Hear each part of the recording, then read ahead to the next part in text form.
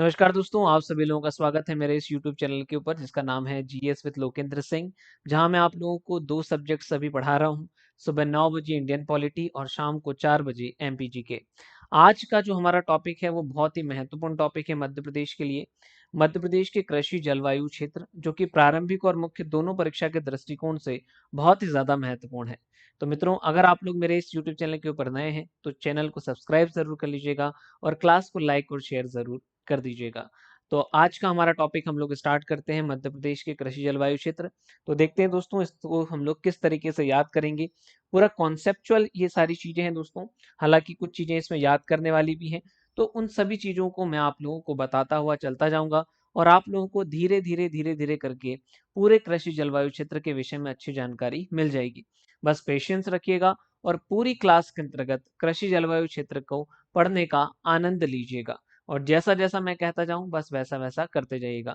अंत में जाकर के आप लोगों को कृषि जलवायु क्षेत्र बहुत अच्छे पक्के तरीके से याद हो जाएंगे। तो दोस्तों स्टार्ट करते हैं हम लोग कृषि जलवायु क्षेत्र।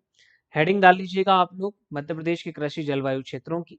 अब यहाँ के अंतर्गत अगर हम बात करें दोस्तों कि किसी भी क्षेत्र का जो कृषि जलवायु क्षेत्र है वो कई आधारों पर निर्भर करता है।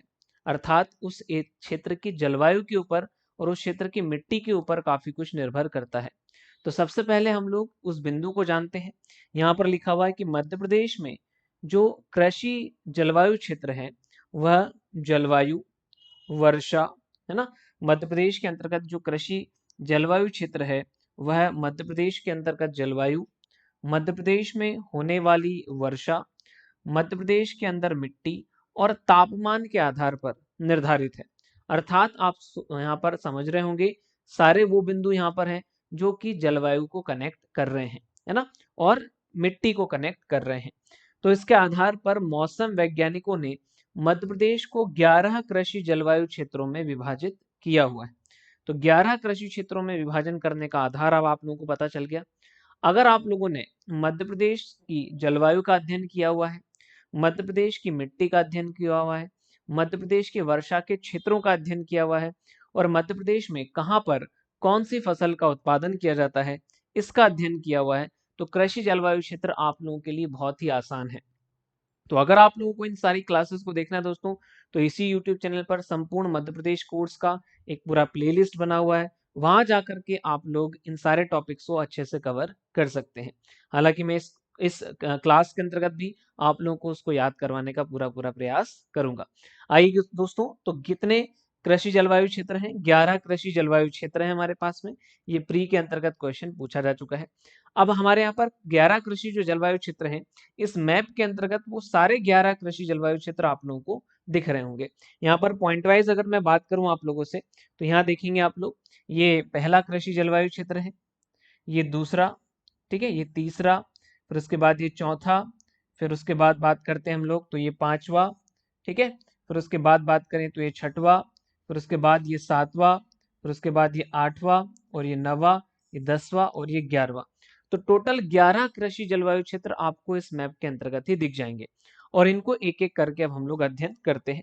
सबसे पहले जो कृषि जलवायु क्षेत्र आप लोग की स्क्रीन के ऊपर है दोस्तों, उसका हेडिंग डाल लीजिएगा आप लोग। पहला कृषि जलवायु क्षेत्र है छत्तीसगढ़ का मैदान वाला कृषि जलवायु क्षेत्र। अब यहाँ पर हमारे दिमाग के अंतर्गत क्वेश्चन उठता है कि छत्तीसगढ़ वाला एरिया तो मध्य प्रदेश में है ही नहीं, लेकिन मध्य प्रदेश में उस वाला जलवायु क्षेत्र कैसे आ गया? ठीक है, छत्तीसगढ़ में जो यहाँ पर जलवायु क्षेत्र होगा वो हमारे यहाँ पर वैसा का वैसा परिस्थिति है, इसलिए उसको छत्तीसगढ़ का जलवायु क्षेत्र बोल दिया गया है। ठीक है, तो पहला जो है वो छत्तीसगढ़ का कौन सा है? छत्तीसगढ़ का मैदान वाला इलाका है। छत्तीसगढ़ का मैदान वाला इलाका है। तो ये एक नंबर आप लोगों को दिख रहा है जो पिंक कलर का है, ये छत्तीसगढ़ का मैदान वाला कृषि जलवायु क्षेत्र है। तो मैप के अंतर्गत अपने को दिख गया। फिर ये कौन सी फसल का क्षेत्र है? जैसे मैंने कहा था, इस क्षेत्र में कौन सी फसल बोई जाती है? यहाँ पर धान की खेती की जाती है। तो फसल आपको याद रखना है हर कृषि जलवायु क्षेत्र का। तो जो छत्तीसगढ़ का मैदान वाला इलाका है उस तरफ हमको पहले से भी पता है कि वहां पर धान की खेती की जाती है, तो प्रमुख फसल कौन सी हो जाएगी? धान हो जाएगी। फिर यहाँ पर मिट्टी, मिट्टी का अध्ययन आप लोगों ने किया हुआ होगा। मिट्टी का अध्ययन, तो यहाँ पर कौन सी मिट्टी पाई जाती है? लाल और पीली मिट्टी इस स्थान पर पाई जाती है। ठीक है, फिर उसके बाद में यहाँ पर वर्षा कितनी होती है? यहाँ पर वर्षा ज्यादा होती है। मध्य प्रदेश के पूर्वी क्षेत्र में वर्षा ज्यादा होती है, तो 120 से 160 सेंटीमीटर यहाँ पर वर्षा हो जाएगी। ठीक है कि नहीं? फिर उसके बाद में जिला कौन सा हो जाएगा? बालाघाट। इस पिंक कलर से आपको ये बात समझ में आ रही होगी। तो मैंने कहा है आप लोगों को, अगर आप लोगों ने मध्य प्रदेश की जलवायु का अच्छे से अध्ययन किया हुआ है, वर्षा का अच्छे से अध्ययन किया हुआ है, मिट्टी का अच्छे से अध्ययन किया हुआ है, वर्षा कहाँ पर कितनी होती इसका अच्छे से अध्ययन किया हुआ है, तो आपको कृषि जलवायु क्षेत्र में किसी भी प्रकार की कोई प्रॉब्लम नहीं होगी। इस बात से समझ में भी आ गया होगा। छत्तीसगढ़ का मैदान वाला इलाका अर्थात धान का इलाका है। दूसरा, यहाँ पर मिट्टी लाल पीली है। तीसरा, यहाँ पर वर्षा 120 से 160 सेंटीमीटर है, पूर्वी क्षेत्र में वर्षा ज्यादा होती है। और जिला कौन सा हो जाएगा? बालाघाट हो जाएगा। चित्र को याद करने से भी आपको सारे कृषि जलवायु क्षेत्रों के विषय में थोड़ी थोड़ी इंफॉर्मेशन मिल जाएगी कि अब पहला कृषि जलवायु क्षेत्र अगर हमें पता है तो उस क्षेत्र में कैसी वर्षा है, कैसी मिट्टी है, कौन सी फसल है, ये हमें ऑटोमेटिकली समझ में आ जाएगा, है ना। अब हम लोग नेक्स्ट कृषि जलवायु क्षेत्र की बात कर रहे हैं। ये जो चित्र है दोस्तों, ये आप लोगों को मेरे टेलीग्राम चैनल के ऊपर मिल जाएगा। ये जो पूरी पीपीटी है जिसको मैं कृषि जलवायु क्षेत्र के माध्यम से पढ़ा रहा हूँ, ये पूरा का पूरा आप लोगों को मेरी टेलीग्राम चैनल के अंतर्गत मिल जाएगा। मेरे टेलीग्राम चैनल का लिंक मैं बता देता हूँ, GS with Lokendra sir. GS with Lokendra sir पर आप लोग जाएंगे तो इसका पीडीएफ आप लोगों को उपलब्ध हो जाएगा। ठीक है, चलिए अगला कृषि जलवायु क्षेत्र, उसकी बात मैं करता हूं आप लोगों से। अगला कृषि जलवायु क्षेत्र है उत्तरी छत्तीसगढ़ का पहाड़ी क्षेत्र। उत्तरी छत्तीसगढ़ का पहाड़ी क्षेत्र, सेकंड का हेडिंग डाल लीजिए, उत्तरी छत्तीसगढ़ का पहाड़ी क्षेत्र, है ना। जो लोग क्लास के अंतर्गत नोट्स बनाते जा रहे हैं वो नोट्स अपने बनाते जाएं। चित्र अगर उनको बनाना है तो टेलीग्राम के अंतर्गत उपलब्ध हो जाएगा, या फिर आप लोग स्क्रीनशॉट लेकर के उतना चित्र जो है वो बना सकते हैं। ठीक है, चलिए तो अब उत्तरी छत्तीसगढ़ का पहाड़ी क्षेत्र, उत्तरी छत्तीसगढ़ का पहाड़ी क्षेत्र कौन सा एरिया हो जाएगा? ये वाला एरिया, है ना। उत्तरी छत्तीसगढ़ का पहाड़ी क्षेत्र कौन सा हो जाएगा? ये वाला क्षेत्र। जैसे मैं इसको बना देता हूँ, ये वाला एरिया उत्तरी छत्तीसगढ़ का पहाड़ी क्षेत्र, ये वाला एरिया हो जाएगा और ये वाला एरिया हो जाएगा, है ना। अब यहाँ पर अगर हमें ये एरिया याद है अच्छे से तो उस हिसाब से हमें ये पता चल जाएगा कि यहाँ पर कौन सी फसल का उत्पादन ज्यादा हो रहा होगा। तो आपको पता ही है कि इस क्षेत्र में, पूर्वी क्षेत्र में धान का उत्पादन ज्यादा होता है, चावल का उत्पादन ज्यादा होता है। यहाँ पर किस प्रकार की मिट्टी पाई जाएगी दोस्तों? तो यहाँ पर आपको किस प्रकार की मिट्टी मिलती है? यहाँ पर भी आपको लाल पीली ही मिट्टी मिलती है। थोड़ी बहुत कहीं पर सफेद मिट्टी मिल जाती है, लेकिन इसको आप छोड़ दीजिए, इसको मत लिखिए आप। यहाँ पर भी आपको लाल पीली मिट्टी ही मुख्यतः मिलती है। ठीक है, फिर यहाँ पर वर्षा की बात करें तो वर्षा यहाँ पर कितनी हो रही है? यहाँ पर भी सेम वर्षा हो रही है, मध्य प्रदेश का पूर्वी क्षेत्र है, तो वर्षा कितनी हो जाएगी? 120 से 160 सेंटीमीटर। 120 से 160 सेंटीमीटर हो जाएगा। अब इस इलाके का आप लोगों को ये मैप अगर आप लोगों को समझ में आ रहा होगा तो यहाँ पर कौन कौन से जिले हैं ये भी आपको अच्छे से समझ में आ जाएगा, है ना। जिले यहाँ पर लिखे हुए देख लीजिए आप लोग। यहाँ पर देखोगे आप तो कौन कौन सा जिला आ जाएगा? ये मंडला, डिंडोरी, अनूपपुर, शहडोल, है ना। फिर उसके बाद उमरिया का थोड़ा सा इलाका आ जा रहा है, और यहाँ पर सिंगरौली का थोड़ा सा इलाका आ जा रहा है। तो इधर देख लीजिए, मंडला नोट डाउन करते जाएं आप लोग, फिर उसके बाद में डिंडोरी, फिर अनूपपुर, उमरिया का थोड़ा सा हिस्सा है उसके अंतर्गत, फिर उसके बाद में सिंगरौली का कुछ क्षेत्र इसके अंतर्गत शामिल है। तो अभी तक हम लोगों ने दो कृषि जलवायु क्षेत्रों का अध्ययन किया हुआ है, एक तो छत्तीसगढ़ का मैदान वाला इलाका और एक उत्तरी छत्तीसगढ़ का पहाड़ी वाला इलाका। दोनों के अंदर चीजें कॉमन ही है, लगभग लगभग फसल कॉमन है, वर्षा कॉमन है, मिट्टी कॉमन है, बस जिले थोड़े से अलग उसके अंतर्गत हो जाते हैं। और दोनों के जिले भी आपको आसानी से याद हो गए होंगे, आपको टेंशन वाली बात नहीं है। अब हम लोग तीसरे कृषि जलवायु क्षेत्र के ऊपर बढ़ते हैं। तीसरा कृषि जलवायु क्षेत्र जो है वो कैमूर का पठार तथा सतपुड़ा पहाड़ी वाला क्षेत्र है। कैमूर का पठार तथा सतपुड़ा पहाड़ी वाला क्षेत्र है। ये आप लोग नोट डाउन कर लीजिए पहले तो, कैमूर का पठार और सतपुड़ा पहाड़ी वाला क्षेत्र। ठीक है, फिर अब इसके अंतर्गत फसल और बाकी की चीजों के विषय में हम लोग चर्चा करते हैं। देखिए दोस्तों, यहाँ पर मैंने आप लोगों को, आपको याद होगा तो कृषि प्रदेश के अंतर्गत मैंने अपनी क्लास में पढ़ाया था कि यहाँ पर तो होता है धान, और उसके जस्ट वेस्ट में आप जाओगे तो वर्षा थोड़ी सी कम हो जाती है। वर्षा कम हो जाती है तो वहां पर कौन सी फसल हो जाएगी? धान के साथ साथ गेहूं का उत्पादन और होने लगेगा, ये मैंने आपको बताया हुआ था। तो यहाँ पर देख लीजिए, यही वाला इलाका है दोस्तों, ये वाला इलाका, है ना। कौन सा इलाका? देखो आप लोग, ये जो इलाका है मैं इसकी बात कर रहा हूं अभी। ये कैमूर का पठार और सतपुड़ा पहाड़ी वाला क्षेत्र है, ये वाला एरिया कैमूर का पहाड़ और सतपुड़ा पहाड़ी वाला ये क्षेत्र है। अब इसमें देखो ये वही वाला एरिया है, इधर तो आपकी धान की खेती हो रही है, इधर जाओगे तो वर्षा कम हो जाएगी, तो धान के साथ साथ फिर कम वर्षा वाली फसल अर्थात गेहूं का उत्पादन होना चालू हो जाएगा। तो कैमूर का पठार और सतपुड़ा पहाड़ी का क्षेत्र आपने हेडिंग डाली लिया है। यहाँ पर फसल कौन सी हो जाएगी, गेहूं और धान हो जाएगा। फसल कौन सी हो जाएगी, गेहूं और धान हो जाएगा। यहाँ पर आपको मिट्टी कौन सी मिलती है, इस इलाके में आपको मिलेगी लाल काली पीली मिश्रित मिट्टी। यहाँ पर ये जो इलाका है रीवा सतना वाला, यहाँ पर लाल काली पीली मिक्स मिट्टी यहाँ पर मिलती है, ठीक है। उसके बाद में काली मिट्टी कहाँ मिलेगी, सतपुड़ा पहाड़ी वाला जो एरिया है, ये सिवनी वाला एरिया, यहाँ पर आपको काली मिट्टी मिल जाएगी, ठीक है कि नहीं। तो भाई साहब ये दो प्रकार की मिट्टी यहाँ पर मिल रही है, एक तो लाल काली पीली मिश्रित मिट्टी। आपको पता ही है, अगर आप लोगों ने मध्य प्रदेश की मिट्टी का अच्छे से अध्ययन किया हुआ है तो इस इलाके में आपको पता होगा कि लाल काली पीली मिश्रित मिट्टी मिलती है। और उसके बाद सतपुड़ा पहाड़ी वाला जो दक्षिण वाला एरिया है, वहां पर आपको पता है कि छिछली काली मिट्टी मिलती है, ये जानकारी है आपको। तो अर्थात यहाँ पर लाल काली पीली मिश्रित मिट्टी और छिछली काली मिट्टी मिलेगी, ठीक है। अब वर्षा यहाँ पर क्या है, वर्षा थोड़ी सी कम हो जाएगी, इधर 120 से 160 सेंटीमीटर है, तो वेस्ट में जाने पर वर्षा कम हो जाएगी, कितनी हो जाएगी, 100 से 140 सेंटीमीटर हो जाएगी। नोट डाउन कर लीजिए।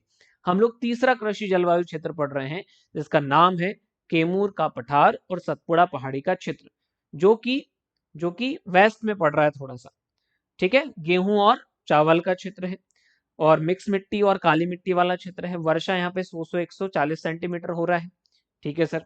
अब जिले कौन कौन से हो जाएंगे, तो ऊपर से नीचे तक जिले आपको समझ में भी आ रहे होंगे। जैसे इधर सिंगरौली का कुछ हिस्सा है, फिर ये सीधी वाला कुछ हिस्सा है ना। फिर इधर आ जाओ, रीवा है, सतना है, छतरपुर का कुछ हिस्सा और आ जाता है इसमें। फिर उसके बाद कटनी का हिस्सा आ जाता है, फिर जबलपुर का हिस्सा आ जाता है, फिर सिवनी का हिस्सा आ जाता है कि नहीं। तो यहाँ पर देख लो आप लोग, रीवा हो जाएगा, सतना हो जाएगा, पन्ना हो जाएगा, सीधी हो जाएगा, जबलपुर, कटनी और सिवनी, ऊपर से नीचे तक जितने भी जिले इसके अंदर आप लोगों को दिखाई दे रहे हैं वो सारे डिस्ट्रिक्ट इसमें आ जाते हैं। इसमें छतरपुर का भी थोड़ा सा हिस्सा आ जा रहा है, तो आप लोग यहाँ पर छतरपुर इसमें ऐड कर लीजिए। छतरपुर का हिस्सा इसके अंतर्गत आ रहा है, तो छतरपुर इसमें आप और लिख लीजिएगा। तो ये हो जाएगा आपका तीसरा कृषि जलवायु क्षेत्र। मैं बार बार बोल रहा हूँ दोस्तों, अगर आप लोगों को जलवायु, वर्षा, मिट्टी और कहाँ पर कौन सी फसल का उत्पादन होता है मध्य प्रदेश में, अगर वो अच्छे से याद है तो ये आपके लिए बहुत ही आसान बात है, ठीक है। तीसरा कृषि जलवायु क्षेत्र हमारा हो गया। तो उसके बाद बात करते हैं हम लोग चौथे कृषि जलवायु क्षेत्र की तरफ। चौथा कृषि जलवायु क्षेत्र, मैप की टेंशन बिल्कुल भी मत लीजिएगा। जो लोग क्लास के अंतर्गत नोट्स बनाते हुए चल रहे हैं वो नोट्स बनाते हुए चलें। मैप आपको टेलीग्राम के अंतर्गत उपलब्ध हो जाएगा। अगर आप लोग मैप बनाना चाहते हैं तो यहाँ से स्क्रीनशॉट लेकर के भी एक अलग निकाल लीजिएगा, बाकी पूरा नोट्स बना लीजिए और एक मैप आप बना लीजिएगा अपना, है ना। तो चिंता करने की बात नहीं, आपको मैप बन जाएगा, वो टेंशन नहीं है ना। इधर आ जाओ, फोर्थ फोर्थ आते हैं हम लोग विंध्य का पठार वाला एरिया। विंध्य का पठार वाला एरिया, तो विंध्य का पठार वाला एरिया कहाँ पर पड़ता है, ये आपको जो रेड कलर का, सॉरी विंध्य, हाँ ये जो रेड कलर का आपको दिख रहा है पूरा, ये विंध्य का पठार वाला एरिया है ना। चलो, तो इस क्षेत्र में आपको पता होगा कि कौन सी फसल का उत्पादन होता है। यहाँ पर विदिशा हो गया, सीहोर, भोपाल, रायसेन, यहाँ पर कौन सी फसल होती है, गेहूं होती है। यहाँ पर सरबती गेहूं होता है यहाँ पर, तो गेहूं की फसल का ये क्षेत्र हो जाएगा। फसल कौन सी हो जाएगी, गेहूं हो जाएगी। फिर यहाँ पर मिट्टी कौन सी मिलती है दोस्तों, इस इलाके के अंतर्गत मिट्टी कौन सी मिलती है, मध्यम मध्यम और गहरी काली मिट्टी यहाँ पर मिल जाएगी। क्योंकि मध्यम काली मिट्टी तो ऊपर मिल जाएगी, गहरी काली मिट्टी ये नर्मदा वाला जो इलाका है यहाँ पर मिल जाएगी, ठीक है। तो मध्यम और गहरी काली मिट्टी यहाँ पर मिल जाएगी, ठीक है। वर्षा यहाँ पर कितनी है, 120 से 140 सेंटीमीटर। इस इलाके के अंतर्गत वर्षा 120 से 140 सेंटीमीटर है। अब दोस्तों जो वर्षा का वितरण इसमें किया गया है वो जवाहरलाल नेहरू कृषि विश्वविद्यालय जो है हमारा, जो कि जबलपुर के अंतर्गत है, वहां से ये पूरा सिस्टम आप लोगों के लिए लिया हुआ है। तो अर्थात अगर थोड़ा बहुत आगे पीछे हो वर्षा में तो इतना ज्यादा टेंशन मत लेना आप लोग, ठीक है। जो हमें जवाहरलाल नेहरू कृषि विश्वविद्यालय से मिला हुआ उस हिसाब से हम लोग यहाँ पर पढ़ रहे हैं। तो आप देखो 120 से 140 सेंटीमीटर वर्षा है विंध्य के पठार के अंतर्गत। फिर उसके बाद जिले कौन कौन सी हो जाएंगी इसमें, आप देख लो यहाँ पर खुद ब खुद देख लो, इस पूरे मैप के अंतर्गत दिख जाएगा आपको। भोपाल है, रायसेन है, सीहोर है, विदिशा है, गुना का कुछ इलाका है, सागर का इलाका है, दमोह का इलाका है। तो यहाँ पर देख लो भोपाल हो जाएगा, है ना, विदिशा हो जाएगा, नोट डाउन आप लोग करते जाएं, रायसेन हो जाएगा, सीहोर हो जाएगा, राजगढ़ हो जाएगा, है ना, राजगढ़ वाला इलाका ये यहाँ पर है। फिर उसके बाद में सागर हो जाएगा, सागर वाला इलाका ये पूरा पूरा रेड है। फिर उसके बाद दमोह, दमोह वाला इलाका यहाँ पर है ये। फिर उसके बाद में विदिशा, विदिशा वाला इलाका यहाँ पर है। उसके बाद रायसेन, रायसेन ये रहा। फिर सीहोर, सीहोर ये रहा। गुना, गुना यहाँ पर ये रहा। तो इतने जिले जो हैं वो विंध्य के पठार वाले क्षेत्र के अंतर्गत आ रहे हैं, जो कि हमारा चौथा कृषि जलवायु क्षेत्र है। अब पांचवें कृषि जलवायु क्षेत्र की तरफ हम लोग बढ़ रहे हैं। पांचवा कृषि जलवायु क्षेत्र कौन सा है भाई साहब, मध्य नर्मदा का घाटी। पांचवा कृषि जलवायु क्षेत्र मध्य नर्मदा का घाटी है। अब ये कहां पर है, ये देखो आप, ये पूरा जो आपको एकदम डार्क ब्लू दिख रहा है, ये जो आपको पूरा डार्क ब्लू दिख रहा है, ये डार्क ब्लू जो जगह है वो यही है। इसको मैं दूसरे कलर से दिखा देता हूँ आप लोगों को, है ना, ये वाला जो है, ये वाला इलाका, ये डार्क ब्लू, है ना, डार्क ब्लू वाला इलाका, ये जो है आपका मध्य नर्मदा की घाटी वाला एरिया। अब यहाँ पर आपको पता ही है कि नर्मदा की घाटी में ज्यादा उत्पादन किसका होता है, गेहूं का होता है ना। तो फसल कौन सी हो जाएगी भाई साहब, गेहूं हो जाएगी, फसल गेहूं हो जाएगी।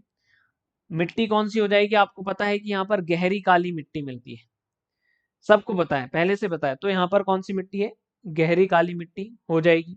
वर्षा यहाँ पर, क्योंकि ये नर्मदा की घाटी वाला एरिया है, मतलब सतपुड़ा पर्वत के आसपास पड़ रहा है, अर्थात थोड़ी वर्षा ज्यादा है यहाँ पर। तो यहाँ पर वर्षा कितनी है, 120 से 160 सेंटीमीटर के आसपास, है ना। वर्षा कितनी हो जाएगी, 120 से 160 सेंटीमीटर हो जाएगी। जो आपको पता होगा ना कि यहाँ पर सतपुड़ा की पहाड़ियां हैं, पचमढ़ी की पहाड़ियां हैं, जब सबसे ज्यादा वर्षा होती है। तो उस इलाके की यहाँ पर ये बात हो रही है ना। थोड़ा इलाका ये ऊपर वाले कृषि जलवायु क्षेत्र में चला जाएगा, उसका थोड़ा इलाका दक्षिण वाले कृषि जलवायु क्षेत्र में आ जाएगा। उसकी मैं बाद में बात करूंगा आप लोगों से, पहले नर्मदा घाटी की बात कर लेते हैं। 120 से 160 सेंटीमीटर हो जाएगा। फिर जिले की बात कर लेते हैं कि कौन कौन से जिले इसके अंतर्गत शामिल हैं। देखो आप लोग, यहाँ से आपको समझ में आ जाएगा, ये नरसिंहपुर हो जाएगा। नरसिंहपुर के बाद में आगे की तरफ बढ़ेंगे आप लोग तो ये थोड़ा सा रायसेन का इलाका इसमें है। फिर यहाँ पर आप लोग बढ़ेंगे तो थोड़ा सा सीहोर का इलाका भी आ जाएगा, जो कि बुधनी वाला इलाका है, वो नर्मदा घाटी के कृषि जलवायु क्षेत्र में आता है। फिर उसके बाद नर्मदापुरम वाला इलाका पूरा इसमें शामिल हो जाएगा। तो यहाँ देखो नरसिंहपुर हो जाएगा। फिर होशंगाबाद अर्थात नर्मदापुरम, नोट डाउन करते जाएं आप लोग। फिर हरदा आ जाएगा, हरदा का थोड़ा सा इलाका है यहाँ पर, थोड़ा बहुत, ज्यादा नहीं है। फिर उसके बाद सीहोर का कुछ इलाका है, मैंने बोला बुधनी वाला इलाका सीहोर का, है ना, सीहोर की बुधनी तहसील लिखा ही हुआ है। उसके बाद में रायसेन की बरेली तहसील इसके अंतर्गत आती है। तो भाई साहब हम पढ़ रहे हैं यहाँ पर नर्मदा घाटी का कृषि जलवायु क्षेत्र। यहाँ पर फसल आपको पता ही है कि यहाँ पर गेहूं की खेती होती है। मिट्टी आपको पता ही है कि यहाँ गहरी काली मिट्टी है। वर्षा थोड़ी सी ज्यादा होगी, 120 से 160 सेंटीमीटर, है ना। जिले आपको यहाँ पर समझ में आ ही गए हैं। नर्मदा घाटी के कौन से जिले हैं, नरसिंहपुर है, फिर उसके बाद नर्मदापुरम है, उसके बाद हरदा है, उसके बाद थोड़ा सा रायसेन का पार्ट है, रायसेन की बरेली तहसील, और थोड़ा सा सीहोर का पार्ट है, अर्थात सीहोर की बुधनी तहसील। तो ये पांचवा कृषि जलवायु क्षेत्र आप लोगों का हो गया। अब आगे की बात करते हैं दोस्तों, छठवें कृषि जलवायु क्षेत्र की तरफ हम लोग बढ़ रहे हैं। ये चित्र जो है आप लोगों को टेलीग्राम में उपलब्ध हो जाएगा। अगर आप चित्र नहीं बना पा रहे हैं तो टेलीग्राम में तो मिल ही जाएगा। साथ में आप एक स्क्रीनशॉट ले लो, पहले पूरा नोट्स बना लो, उसके बाद उस स्क्रीनशॉट से आप लोग अपना मैप तैयार कर लेना। इस तरीके से आपका इसका नोट्स तैयार हो जाएगा। अब बात करते हैं हम लोग नेक्स्ट, मध्य भारत का कृषि जलवायु क्षेत्र। तो मध्य भारत का कृषि जलवायु क्षेत्र कहाँ पर है, मध्य भारत का कृषि जलवायु क्षेत्र ये रहा दोस्तों, ये है आपका मध्य भारत का कृषि जलवायु क्षेत्र, है ना। ये आपका मध्य भारत का कृषि जलवायु क्षेत्र, ये मध्य भारत का कृषि जलवायु क्षेत्र है, जो आपको चॉकलेट कलर का दिख रहा है ना, छठवां बिंदु है। अब यहाँ पर फसल कौन सी है, जब हम लोगों ने फसल क्षेत्र पढ़ा था तो इस इलाके में मैंने बताया था आपको, गेहूं और ज्वार का क्षेत्र बताया था। ये बात हमारे बीच में हुई थी। अच्छा, यहाँ पर गेहूं और ज्वार होता भी क्यों है, इसके पीछे का कारण है दोस्तों कि देखो, जैसे जैसे आप वेस्ट की तरफ जाते हो वैसे वैसे वर्षा कम होती जाती है। तो जैसे जैसे वेस्ट की तरफ जाओगे तो गेहूं के साथ साथ फिर कम वर्षा वाली फसलें आने लगेंगी। तो कम वर्षा वाली फसल वेस्ट में आप कौन सी हो जाएगी? गेहूं के साथ साथ ज्वार है ना? गेहूं के साथ साथ कौन सी हो जाएगी? ज्वार हो जाएगी। तो मध्य भारत का जो क्षेत्र है इसमें गेहूं के साथ साथ यहाँ पर ज्वार का उत्पादन होता है। तो दो तरीके से फसल को यहाँ पर हम लोग समझ सकते हैं। पहला, हम ऑलरेडी फसल क्षेत्रों में पढ़ चुके हैं इसको, कि यहाँ पर गेहूं और ज्वार का क्षेत्र है इस तरीके से। दूसरा, वर्षा की मात्रा कम होती जाती है तो गेहूं के साथ में कम वर्षा वाली फसल अर्थात ज्वार का उत्पादन इधर होता है। ठीक। अब आगे की बात करें, यहाँ पर कौन सी मिट्टी मिलती है? ये मध्य भारत का आपको चित्र दिख रहा है। चित्र अगर आपको याद हो गया तो आपको समझ में आ जाएगा कि यहाँ कौन सी मिट्टी होगी।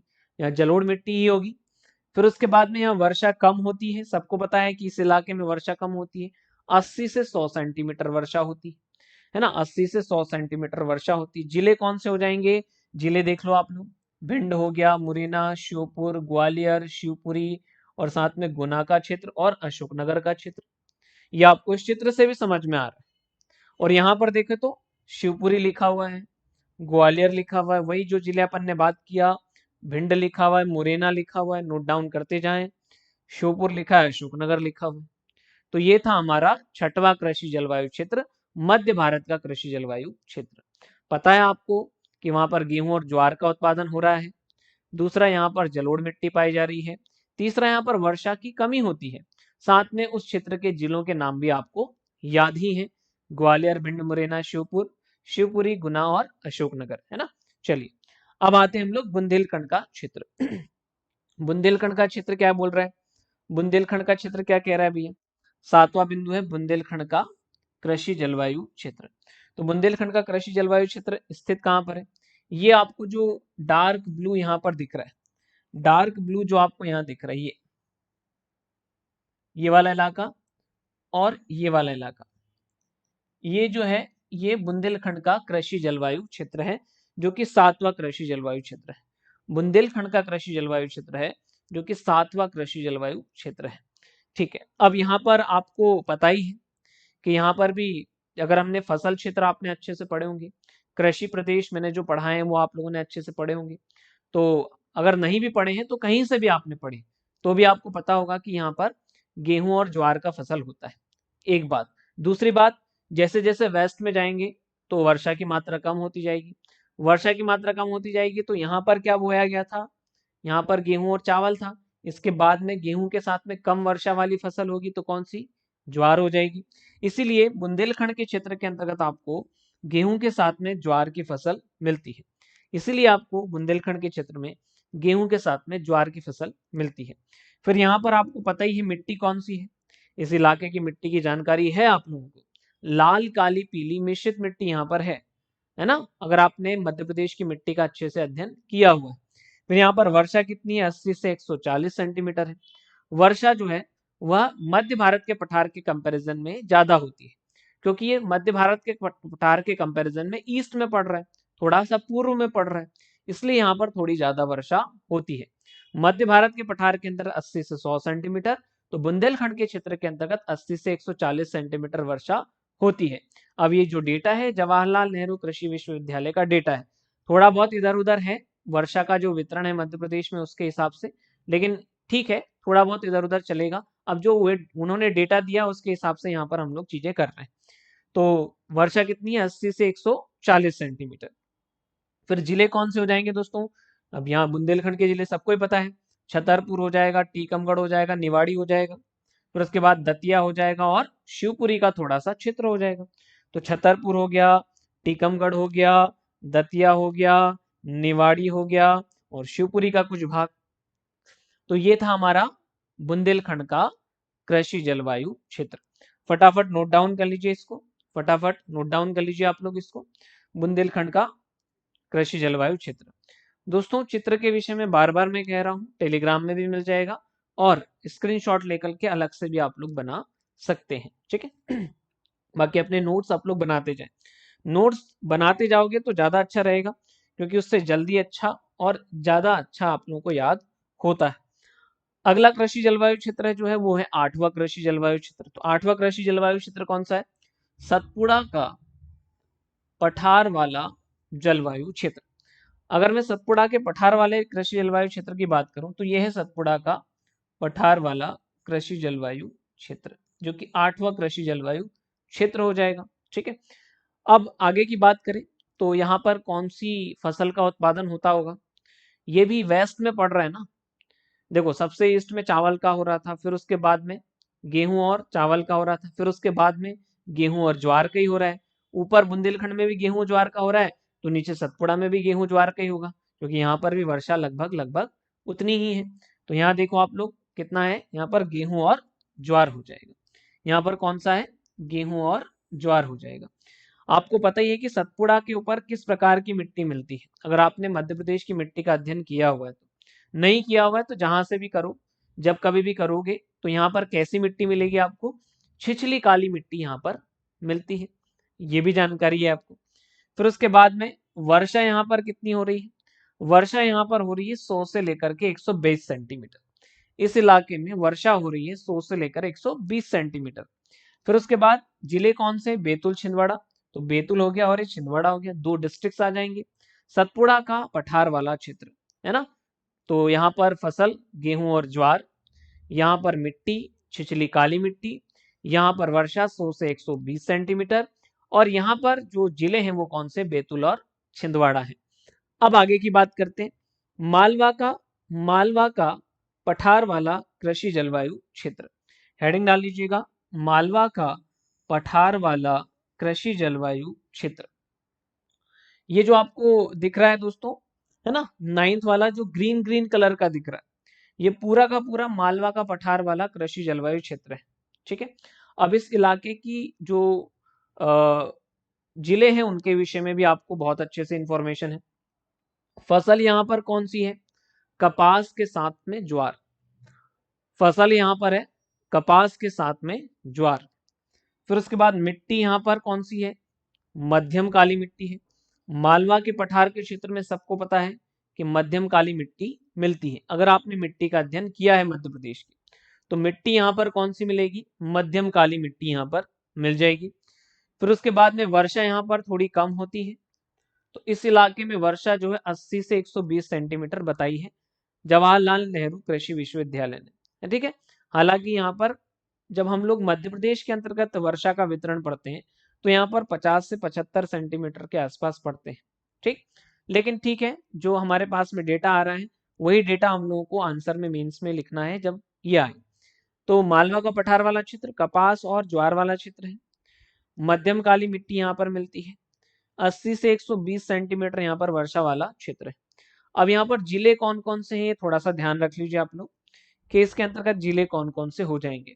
जिले आप लोग खुद यहाँ पर सेंस कर रहे होंगे कि ये वाला जो जिला है आपका वो है नीमच। नीमच के बाद फिर है मंदसौर, मंदसौर के बाद है रतलाम, फिर उज्जैन है, फिर राजगढ़ है, शाजापुर है, आगर मालवा है, झाबुआ का थोड़ा सा क्षेत्र है, धार का थोड़ा सा क्षेत्र है, इंदौर का थोड़ा सा क्षेत्र है, देवास का क्षेत्र है, ये इसके अंतर्गत आ जाते हैं। तो यहाँ पर जिले जो हैं वो बिल्कुल नीचे लिखे हुए हैं। यहाँ देखो, मंदसौर मंदसौर आ गया, नीमच ये नीमच आ गया, रतलाम रतलाम आ गया, उज्जैन उज्जैन आ गया, देवास ये रहा, इंदौर ये रहा, शाजापुर ये रहा, राजगढ़ यहाँ पर स्थित है, धार का बदनावर और सरदारपुर तहसील। धार का थोड़ा सा ही हिस्सा है दोस्तों इसके अंतर्गत, यहाँ देख लीजिए आप लोग। धार का ये जो है ना नीचे वाला हिस्सा अलग चला गया, ये वाला जो हिस्सा है धार का ये इसमें शामिल है। धार का ये वाला जो पोर्शन है ये शामिल नहीं है, ये वाला पोर्शन बस धार का शामिल है जो मैंने आपकी क्रॉस किया है। तो ये कौन सा क्षेत्र है? धार का बदनावर और सरदारपुर तहसील, ये याद कर लीजिए आप लोग। ठीक है, झाबुआ का भी पूरा पूरा एरिया नहीं आ रहा है मालवा के पठार वाले कृषि जलवायु क्षेत्र के अंतर्गत। झाबुआ का ये इतना एरिया आ रहा है, ये वाला एरिया आ रहा है झाबुआ का। तो ये कौन सा है? झाबुआ का पेटलावाद तहसील, ये हो गया आपका झाबुआ का पेटलावाद तहसील। ठीक है, चलो ये हो गया आपका नवा कृषि जलवायु क्षेत्र। चित्र को अच्छे से बनाइएगा चित्र आप लोग स्क्रीनशॉट ले लो फटाफट ना, मैं एक तरफ हो जाता हूँ, क्योंकि ये सारा नोट्स बनाने के बाद में आपको चित्र अच्छे से बनाना है, बहुत अच्छे से बनाना है इसका, क्योंकि मेंस में अगर ये प्रश्न आता है तो आपको इसका आंसर लिख करके आना है। प्री में कैसे प्रश्न आएंगे दोस्तों, थोड़ा सा चर्चा कर लेते हैं, उसके बाद आगे की तरफ बढ़ते हैं कि मध्य प्रदेश के अंतर्गत कितने कृषि जलवायु क्षेत्र हैं। फिर प्रश्न पूछा जा सकता है कि छत्तीसगढ़ के मैदान वाले कृषि जलवायु क्षेत्र में कौन सा जिला है, छत्तीसगढ़ के मैदान वाले कृषि जलवायु क्षेत्र में कौन सी फसल का उत्पादन होता है, छत्तीसगढ़ के उत्तरी पहाड़ी वाले क्षेत्र में कौन से जिले आते हैं, कौन सी फसल का उत्पादन होता है, विंध्य केमूर पठार के अंतर्गत कौन सी फसल, कौन से जिले। तो जिले और फसल हर कृषि जलवायु क्षेत्र का जिले पूछे जा सकते हैं, हर कृषि जलवायु क्षेत्र की फसल आप लोगों से प्री के अंतर्गत पूछी जा सकती है। तो अच्छे से इस चीज को याद रखेंगे। इसके अलावा गाइस आप लोगों से ऐसा क्वेश्चन भी हो सकता है कि मालवा के कृषि जलवायु क्षेत्र के संदर्भ में निम्नलिखित कथनों पर विचार कीजिए। 1 2 3 4 ऑप्शन दे दिए और फिर नीचे दे दिया कि निम्न में से कौन सा मालवा के पठार के संदर्भ में सत्य है। तो आपको मालवा के पठार की सारी अगर जानकारी है कि वहां पर कौन सी फसल है, कौन सी मिट्टी है, कितनी वर्षा है और कौन से जिले हैं, तो इससे आपका वहां पर आंसर मित्रों बन जाएगा। कौन सा सही है ये आप लोग वहां से छाट पाएंगे। तो इस तरीके के प्री के अंतर्गत आप लोगों के क्वेश्चन यहाँ से पूछे जा सकते हैं। अब आगे की बात करते हैं। तो नवाब हमने कर लिया था, अब हम लोग आते हैं 10वें कृषि जलवायु क्षेत्र की तरफ। 10वां जो कृषि जलवायु क्षेत्र है दोस्तों आपका, वो कौन सा है, निमाड़ का कृषि जलवायु क्षेत्र। निमाड़ का कृषि जलवायु क्षेत्र, चित्र के अंतर्गत निमाड़ के कृषि जलवायु क्षेत्र की बात करें तो ये देख लीजिए आप लोग, साउथ में ये वाला जो एरिया आपको नजर आ रहा है ये निमाड़ का कृषि जलवायु क्षेत्र है, ठीक, जो कि साउथ में चॉकलेट कलर का नजर आ रहा है आप लोगों को। अब इसके अंतर्गत देखो आप लोग, यहाँ पर फसल कौन सी होगी, तो आपको पता है कि यहाँ पर कपास का उत्पादन ज्यादा होता ही है। वेस्ट में मध्य प्रदेश के पश्चिम में कपास का उत्पादन ज्यादा होता है, साथ में वर्षा कम होती है तो ज्वार का प्रोडक्शन हो जाता है, ज्वार का उत्पादन हो जाएगा। तो कपास के साथ में यहाँ पर ज्वार का उत्पादन होता है। भाई यहाँ कपास का उत्पादन क्यों होता है, क्योंकि यहाँ काली मिट्टी है। यहाँ ज्वार का उत्पादन क्यों हो रहा है, क्योंकि वर्षा कम हो रही है, कम वर्षा में ज्वार का उत्पादन हो जाता है इसलिए। तो इसलिए यहाँ पर ज्वार और कपास का उत्पादन किया जाता है। मिट्टी यहाँ पर कौन सी है, मालवा के पठार वाला ही क्षेत्र है, तो यहाँ पर और साथ में सतपुड़ा का एरिया आ रहा है। तो यहाँ पर कुछ आपको मध्यम काली मिल जाएगी और कुछ यहाँ पर आपको छिछली काली मिल जाएगी। तो मध्यम काली के साथ में छिछली काली ऐड कर लीजिएगा। छिछली काली मिट्टी कहाँ पर मिलेगी, ये सतपुड़ा के एरिया में मिलेगी, और थोड़ा सा जो मालवा का एरिया इसमें ऐड हो रहा है उसमें मध्यम काली मिल जाएगी। तो जल्दी से लिख लीजिए, है ना। Sorry sorry sorry sorry sorry sorry sorry sorry, मैं कहाँ पर पहुंच गया, ऊपर पढ़ रहे थे हम लोग, है ना, थोड़ा सा मित्रों माफ कीजिएगा। निमाड़ वाला चित्र, तो निमाड़ वाले चित्र में भी आपको पता ही है कि यहाँ पर क्या होगा इस क्षेत्र के अंतर्गत आपको जानकारी तो है ही कि यहाँ पर क्या होगा कि कपास के साथ साथ ज्वार की खेती होगी। क्यों होगी, क्योंकि आपको पता है कि यहाँ पर वर्षा कम होती है और यहाँ पर काली मिट्टी के कारण कपास का उत्पादन होता है। तो ये हो जाएगा आपका कपास और ज्वार। यहाँ पर मध्यम काली मिट्टी जो है दोस्तों, है ना, मध्यम काली मिट्टी तो मिलती है मालवा के क्षेत्र में, और साथ में छिछली काली मिट्टी मिल जाती है। छिछली काली मिट्टी जो मिलती है वो मिल जाती है आपको सतपुड़ा के क्षेत्र में, ठीक है। वर्षा यहाँ पर कमी होगी, पश्चिमी मध्य प्रदेश है, पश्चिमी मध्य प्रदेश के अंदर वर्षा कम होती है 80 से 100 सेंटीमीटर। तो ये हो जाएगा, ये तो पहले से ही हमें पता है कि भैया मध्य प्रदेश के पश्चिम में वर्षा कम होती है। फिर जिलों की बात कर लेते हैं, तो जिले कौन से हो जाएंगे, एक तो हो जाएगा हरदा, खंडवा, बुरहानपुर, खरगोन, बड़वानी और धार का कुछ हिस्सा। तो इधर देख लीजिए खंडवा हो जाएगा, ये खंडवा हो गया, उसके बाद बुरहानपुर हो जाएगा, ये बुरहानपुर हो गया, खरगोन हो जाएगा, ये खरगोन हो गया, बड़वानी हो जाएगा, ये बड़वानी हो गया, हरदा हो जाएगा, यहाँ पर ये हरदा शामिल हो गया, और धार जिले का कुछ क्षेत्र, तो धार जिले का ये वाला एरिया, इतना एरिया धार जिले का, ये आ जाता है आपका निमाड़ वाले कृषि जलवायु क्षेत्र के अंतर्गत, ठीक है। चलिए अब आगे की बात करते हैं दोस्तों। नेक्स्ट अगला और लास्ट कृषि जलवायु क्षेत्र जो है वो कौन सा है, लास्ट कृषि जलवायु क्षेत्र है आपका, वो है झाबुआ का पहाड़ी वाला क्षेत्र। झाबुआ के पहाड़ी वाले क्षेत्र को सबसे पहले हम लोग मैप में देख लेते हैं। जो आपको लाइट ब्लू कलर दिख रहा है, ये जो है ये झाबुआ का पहाड़ी वाला क्षेत्र है। झाबुआ का पहाड़ी वाला क्षेत्र है। अब यहाँ पर कपास की खेती तो होती ही है क्योंकि काली मिट्टी है इस क्षेत्र में। दूसरी वर्षा कम है तो यहाँ पर ज्वार का फसल भी हो जाएगा। तो फसल कौन सी हो जाएगी, लिख लीजिए, कपास के साथ साथ ज्वार हो जाएगी। मिट्टी यहाँ पर कौन सी मिलती है दोस्तों, जो झाबुआ का पहाड़ी क्षेत्र है वहां पर तो मालवा का एरिया आ रहा है, तो मध्यम काली मिट्टी मिलेगी वहां पर। कौन सी मिलेगी, मध्यम काली मिट्टी वहां पर मिलेगी। वर्षा यहाँ पर कम होती ही है 80 से 100 सेंटीमीटर। वर्षा मध्य प्रदेश के पश्चिम में कम होती ही है 80 से 100 सेंटीमीटर। ठीक है, फिर आगे की बात करते हैं, जिले कौन से हो जाएंगे। तो देखो, अभी मैंने बताया था आपको निमाड़ वाला जो एरिया था उसमें झाबुआ का पेटलावाद तहसील था। तो यहाँ पर क्या लिखा हुआ है, पेटलावाद तहसील को छोड़ करके, क्योंकि पेटलावाद तहसील किसमें है, वो निमाड़ के कृषि जलवायु क्षेत्र के अंतर्गत है। तो पेटलावाद तहसील को छोड़ करके झाबुआ और धार की कुक्षी तहसील इसमें शामिल है। तो धार जो है ना दोस्तों, ये धार, धार का थोड़ा सा आइडिया, मतलब एक कुक्षी तहसील है धार में। धार में कुक्षी तहसील है, वो झाबुआ के पहाड़ी क्षेत्र में आती है। तो यहाँ पर देख लो, पेटलावाद को छोड़ दीजिए आप, उसके बाद पूरा झाबुआ डिस्ट्रिक्ट और धार का कुक्षी तहसील वाला जो क्षेत्र है वो झाबुआ के पहाड़ी कृषि जलवायु क्षेत्र के अंतर्गत शामिल है मित्रों। तो ये थे 11 कृषि जलवायु क्षेत्र। यहाँ से आने वाले प्रीलिम्स के प्रश्नों की जानकारी भी मैंने आपको दे दी। यहाँ से मेंस के अंतर्गत क्वेश्चन आ सकता है, पूछा जा सकता है कि मध्य प्रदेश के अंतर्गत कृषि जलवायु क्षेत्रों का वर्णन कीजिए 200 शब्दों में। तो आपको जो जो कुछ इसमें लिखा हुआ है सब कुछ लिखना है, साथ में ये मैप आपको मेंस के अंतर्गत बना करके और आना है, तब जाकर के आपका आंसर पूरा कंप्लीट हो जाता है। लास्ट में एक कंक्लूजन और लिख दीजिएगा कि मध्य प्रदेश के अंतर्गत जलवायु, मिट्टी और जलवायु, मिट्टी, वर्षा की विविधता के कारण कृषि जलवायु क्षेत्रों में भी काफी ज्यादा विविधता पाई जाती है। बस इस तरीके से कंक्लूजन लिख देना, आपका आंसर बहुत ही शानदार बन जाएगा। दोस्तों, तो ये था आज का हमारा क्लास। इसी तरीके की इंटरेस्टिंग क्लासेस को देखने के लिए इस चैनल को सब्सक्राइब जरूर करें, बेल आइकन जरूर दबाएं। जय हिंद, जय भारत।